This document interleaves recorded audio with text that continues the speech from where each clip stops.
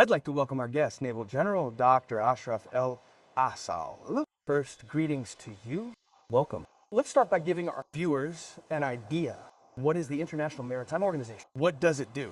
What is its role? We are members, and Egypt won in London last November. What does this mean for us? And what is the role of this organization for the seas, for ships, for trade? What exactly is it, sir? First, I thank you for the kind invitation, and I congratulate the entire Egyptian people on Egypt's winning membership in the Organization Supreme Council. Category C, your question is very relevant. Many people aren't exposed to the International Maritime Organization, except those working in the maritime transport sector and the maritime transport industry worldwide. It is a part of the United Nations. It was established in 1959, 77 years ago. The core of the organization's establishment began with the sinking of the Titanic. The international community began looking for an entity to regulate or set regulations for the maritime work system worldwide to ensure the safety and security of navigation and the safety of lives at sea. The organization started in 1959. Egypt joined the organization in '83.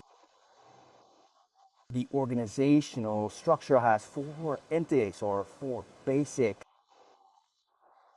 parts. The General Assembly, which includes all member states, 176 countries, 171 of whom have the right to vote. And the Supreme Council, which we're talking about today. Thankfully, Egypt maintains its membership in Group C, which is the Council,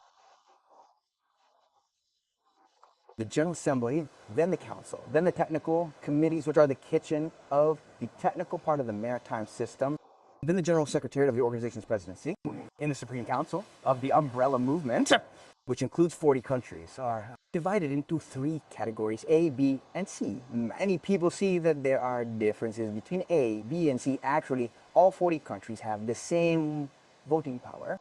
But the difference is, these are the largest countries in maritime shipping, for example. Those are the largest countries in international or maritime trade. Those are the countries with the greatest interest in maritime transport, which is C.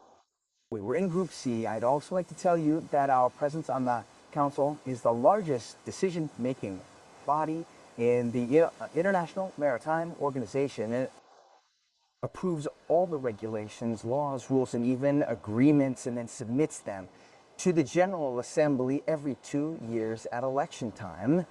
Traffic, Regulations, navigation, ship safety, maritime security, search and rescue, environment, international maritime law, facilities, technical committees, everything. like ships are just sailing in. I'd like to mention the competition was very fierce this year. I've attended many of the election rounds, and Egypt has won in the past, but this time was one of the toughest. Why? We're in the C list, But doing well, 132 votes. It's no accident. It's hard work, a whole nation's diplomacy behind.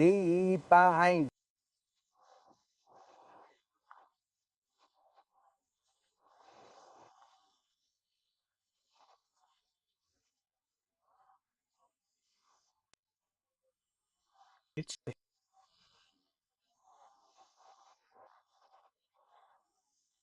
On countries involved in maritime transport, the biggest one is regional distribution. But Denmark, for example, was with us and left. Great maritime nation, over 3,000 kilometers of coastline, Myers asked. International. The competition was fierce. I congratulate the Arab nations who shared a win. Saudi Arabia, Qatar, Morocco. Morocco. Oman wasn't so lucky, but hopefully next time. Having many Arab nations helps 5 were present, so Arab votes helped, unlike the UAE, who were alone. Also, all went to them in category A. Fierce competition top-level diplomatic coordination from the Transport and Foreign Ministries, our London Embassy to get 132 votes. We're a pivotal nation, 3 continents, 2 seas, Giving us advantages others lack. It gives us great advantages, but also a huge responsibility. So when the IMO sets legal capacity, that's state's legal duty, it breaks it into 3 categories. First, the state itself. Any state, really, it might own ships, fly its flag, and it's responsible for training its crew and ensuring the vessel follows all regulations from the IMO and so on. Responsible for ships flying its flag. Then a port state with harbors that can receive ships from other countries. But it must have the ability to inspect those ships and ensure they're following the IMO's instructions or regulations, agreements, pollution rules, etc. Or a coastal state with large coastlines and lots of ships passing by. It's responsible for maritime safety and security in its waters, entering ports, and so on. Egypt, as I said before, we went live, is in a unique position. A rare one. It combines it has 9 neighbors, 9 maritime borders in the Mediterranean and Red Seas. 3,000 kilometers of coastline. 19 ports, 15 are automated and running, with 4 under construction. We have tons of ships carrying the Egyptian flag. Vast coastlines, the Suez Canal. We're one of 3 or 4 states, like Singapore or Panama, in a unique situation. A flag, port, coastal, and transit state because of the Suez Canal evitio Akisipo. So geographically, Egypt is at the heart of international maritime interest. You see, whenever given incident happened in March 23, the whole world stopped. Global shipping was halted for 6 days. Thanks to the Suez Authority, the world was focused on Egypt. Sometimes you see a ship flying the flag of country X, but it's registered else as on Mikey Meckley. How does that work? The owner has the right? The international maritime law allows it. Companies or countries, there are governmental ships with regulations in international maritime law, UNCLOS 1982. There are governmental, military, and private ships. Private ships have a special status, different regulations. Regular ships can be owned by individuals or companies. What are the rules? International Maritime Organization sets conditions for ships to sail, ensuring safe navigation for cargo and passengers.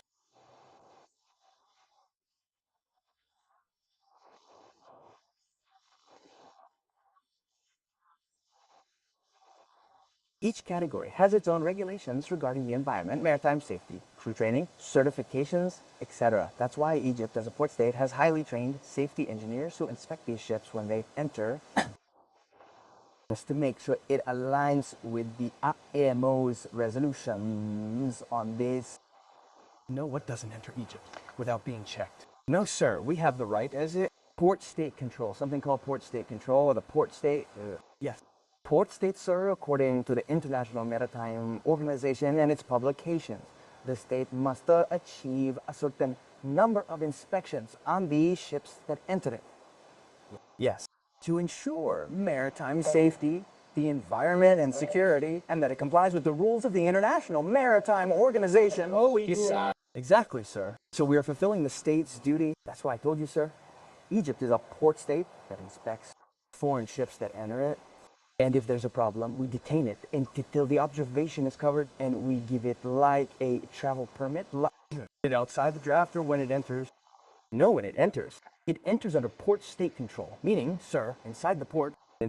Yes. So, I mean, now the ship is coming from any country, and I've already given it a permit. So is it any ship or one I suspect has a problem? Exactly, that's a very good question. Sir, we have in the Mediterranean Code, or a code that links all the databases of ships that exist worldwide, linked and available in our system and in all countries that participate in this system. So any ship, sir, if I see that it's about to pass 6 months without being inspected in a specific port, or I see, sir, that the ship's age, or there's a note coming from a neighboring country that the ship caused pollution in such and such place, or the ship has a note concerning security and safety, then, sir, I immediately do an audit on it and inspect it in every maritime inspection right away. Yes, of course I inspect. Yes. Oh, so there's cooperation between countries? Yes, of course. Yes, of course. Like aviation. Exactly, exactly. It's like saying the tower and air traffic control you have. Exactly, sir. Yes. Cooperation? If there's a ship, for example, in the Atlantic. No, sir, you... No, sir. Of course, sir, of course. I mean, sir, there's a system called Automatic Identification System. That's the AIS, a system that identifies ships within our system's range. We're interconnected with the international maritime community. With LRIT, we see beyond that, even to the ocean. We can track ships outside our device's range. Safety is crucial. Egyptian ports have greatly developed What are the benefits for us and international organizations? Orations. International maritime community is small. Everyone watches each other. Egypt is a leading maritime. We have 19 ports, 14 operational, and 5 progressing soon with impressive. Recently, we met with counterparts. This is a maritime authority head. Might know more about our projects than us.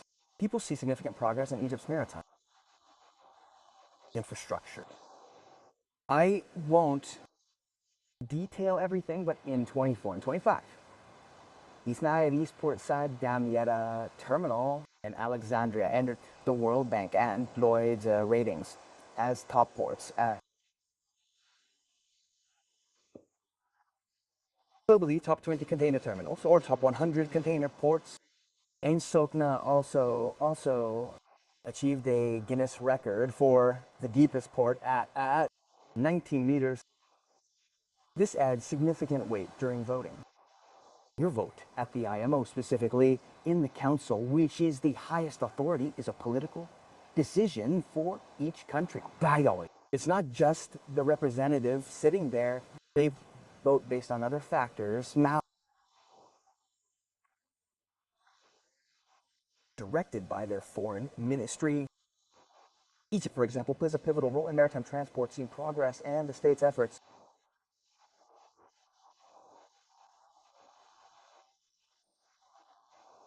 We also achieved something very important on the sidelines of the elections. We signed an agreement with Norway, accepting the maritime labor on Norwegian LM ships fully now.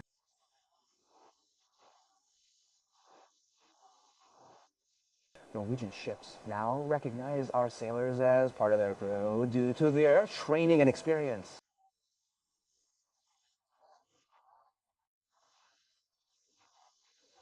They see the high level of training and our academies like the Arab Academy for Science, Technology and Maritime Transport, the Maritime Institute, and the higher maritime institute, was ASA Institute. They see that it's top notch.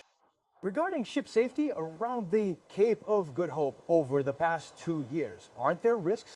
Does your organization warn these ships as that?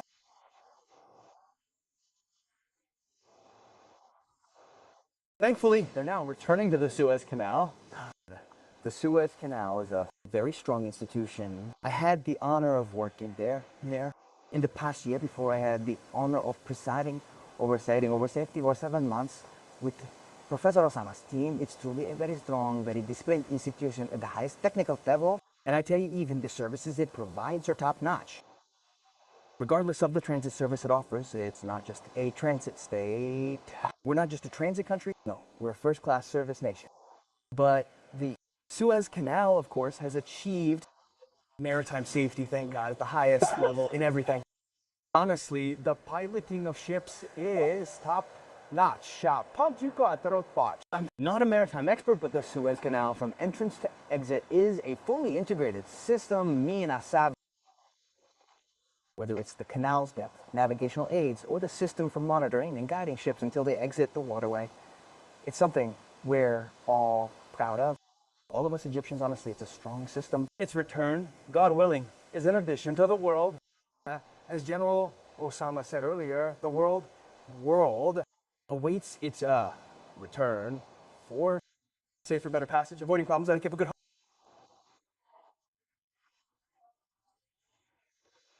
Of course, there's a huge difference in time between passing through the Suez Canal and going around the Cape of Good Hope. A huge difference in time, fuel consumption, insurance and overhead costs added to goods because it takes so long. It's a very big difference. God willing, we'll get back to the number we achieved in 23, which was 23.2643. God willing, we'll get back to it. If you allow me, when we in Egypt talk about our safety and environmental standards, how the world sees us, and what we tell the world, well, we're part of the International Maritime Organization. It has 6 main technical committees: maritime safety, environmental security, search and rescue facilitation, and technical cooperation. These committees produce outputs and set very strict regulations which are submitted to the council, which we are a member of.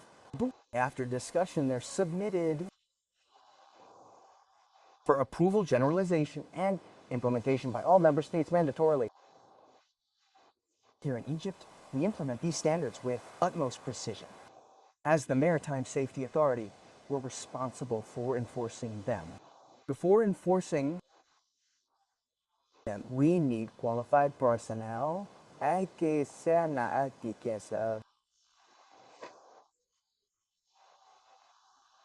Engineers and staff, young and old technicians, even captains are trained not just in Egypt.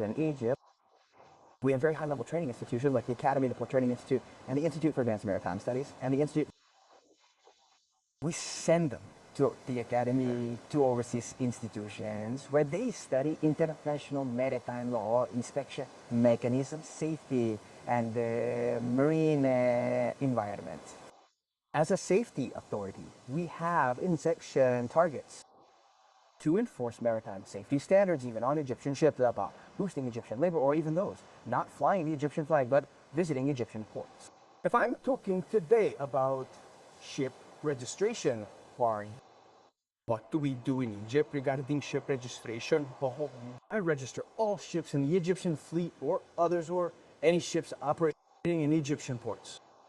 Well, regarding ship registration, we only register ships of our fleet, those operating under the Egyptian flag.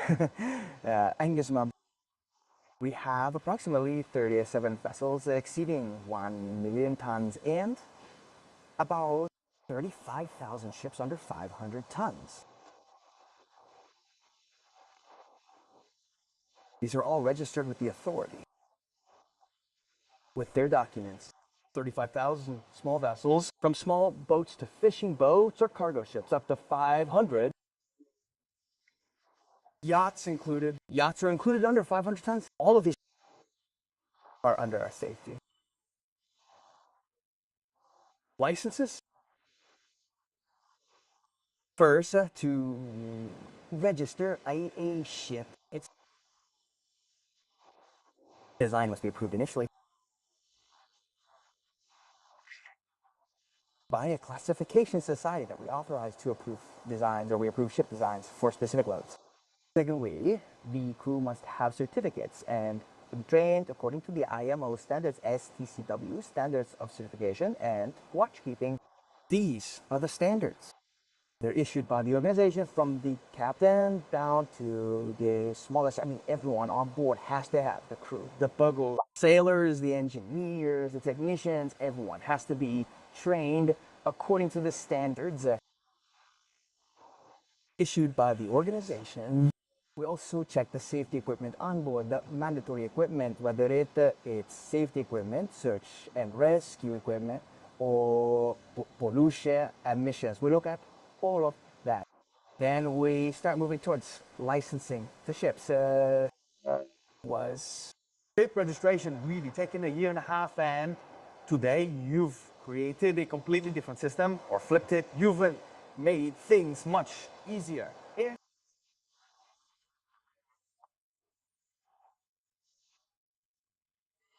No, today we have, God willing, in just a few short months, this will be fully automated. So if someone wants to register, whether they want a seaman's passport, a medical certificate, or any document for working at sea, it will be online. What we say? We'll do it all online. And the whole cycle will be completed unless something requires the physical presence to receive a passport, for example, for inspection or something. That will be the exception. But anything else, we'll close it. God willing. How long will that take? God willing, with God's permission, this matter will be resolved after a while. Yes, God willing. Next year, God willing. So, right away. Okay, now before we move on to the direct. Less than a week, sir. Less than a week? Yes, of course. Days. If you have all the required documents for registration, sir, it won't take us any time at all. Before I conclude, because the state, His Excellency the President, is always interested in training personnel, expertise, and future generations, what are we doing with the personnel working in the maritime transport sector, in the safety authority, because I'm talking about a very important system, sir. The safety authority has an examination department, and it is responsible for the maritime personnel and maritime transport in general in Egypt. We are looking at very closely as an educational institution like the Arab Academy for Science, Technology, and Maritime Transport. It is truly a prestigious institution, and it produces truly brilliant personnel. We also have the Port Training Institute, which is also affiliated with the Academy, and this is for sailors and other ranks. And there's the Higher Maritime Studies Institute. This also issues certificates for rank for captains and engineers according to the procurement. So exports it. That's one point. In addition to training our engineers for maritime inspection outside or even inside the country through video conferences with the organization or the responsible authority. Recently, there were warnings to Egyptian families and parents to beware of alleged fictitious entities issuing fake certificates, aids. That exists, but we have a very tight system for examining certificates and qualifications for sailors, captains, and engineers. Nothing passes through the authority without being accredited and documented by official maritime academies only. And we oversee this matter completely, whether it's training simulators, any training program or exams. I might even personally oversee the students, graduates, or those seeking certificates. I oversee them personally. First, you honored us. May God bless you. Thank you, and congratulations again to Egypt for winning this membership. Congratulations to you and the entire Egyptian people. And happy. May you always be well. You're welcome, sir.